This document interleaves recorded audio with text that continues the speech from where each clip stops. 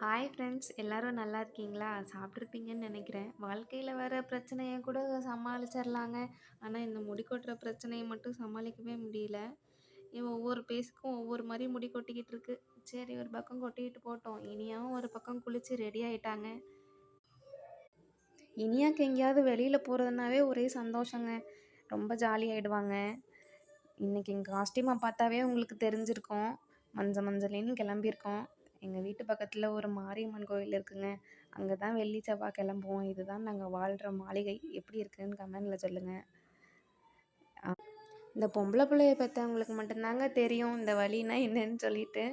நம்ம கூட இருக்கிற வரையும் இருப்பாங்க. அவங்க அப்பாவ பார்த்ததும் டாட் லிட்டில் பிரின்சஸா மாறிர்றாங்க. அப்படியே அவள கையும் பிடிக்க முடியல, காலையும் பிடிக்க முடியல. குடு குடுன்னு ஓடி போய் அவங்க அப்பா மேல ஏறி உட்காந்துக்கிட்டாங்க. சரி அப்படி இப்படின்ட்டு ஒரு வழியா கோயிலுக்கு வந்து சேர்ந்தாச்சுங்க.